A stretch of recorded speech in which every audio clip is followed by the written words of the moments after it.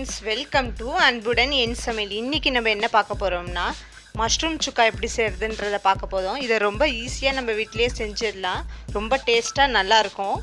நீங்க நம்ம சேனலுக்கு புதுசா இருந்துச்சுனா நம்ம சேனலை மறக்காம Subscribe பண்ணிக்கோங்க. பக்கத்துல இருக்க பெல் ஐகானை பிரஸ் பண்ணி ஆல்ன்ற ஆப்ஷனை கிளிக் பண்ணிக்கோங்க. இப்போ வாங்க நம்ம வீடியோக்குள்ள போலாம்.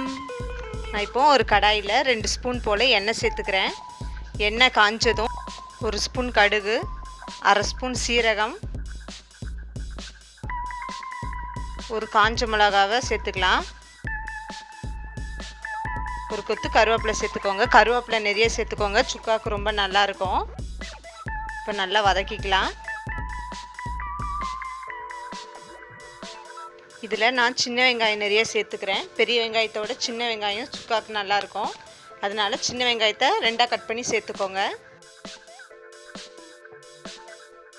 1 ஸ்பூன் இஞ்சி பூண்டு பேஸ்ட் சேர்த்து பச்சை வாசனை போகிற வரைக்கும் நல்லா வதக்கிக்கலாம்.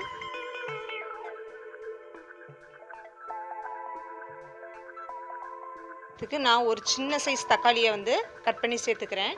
இதுக்கு தக்காளி நிறைய போடக்கூடாது, போட்டால் உங்களுக்கு கிரேவி மாதிரி ஆகிடும்.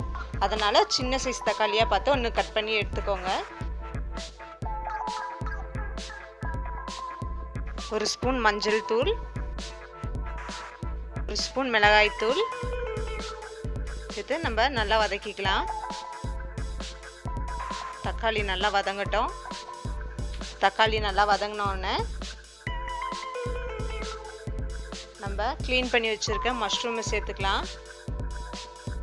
நான் நல்லா சுடு தண்ணியில் வாஷ் பண்ணி உப்பு போட்டு அலசிட்டு சேர்த்துருக்கேன். இப்போ இந்த கிரேவிக்கு தேவையான அளவு உப்பு சேர்த்துக்கலாம்.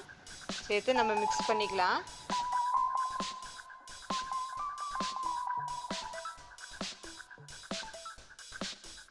இதுக்கு நம்ம தண்ணி ஊற்ற தேவையில்லை. மஷ்ரூமில் இருந்து தண்ணி வெளியே வரும், அந்த தண்ணியிலேயே இது நல்லா வெந்துடும். நல்லா வதக்கி விட்டுக்கோங்க. இப்போ மஷ்ரூம்லேருந்து தண்ணி வெளியே வர ஆரம்பிச்சிருச்சு. அந்த தண்ணியிலேயே இந்த மஷ்ரூம் நல்லா வெந்துடும்.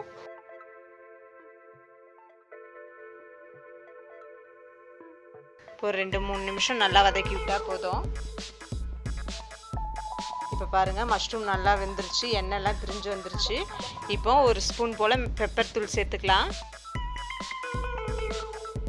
அவ்வளோதான், நம்மளுடைய மஷ்ரூம் சுக்கா சூப்பராக ரெடி ஆகிடுச்சு. இது சப்பாத்தி, தோசை இது கூட வேணாலும் வச்சு சாப்பிட்லாம். ரொம்ப நல்லாயிருக்கும். ஃப்ரைட் ரைஸ் கூட ரொம்ப நல்லாயிருக்கும்.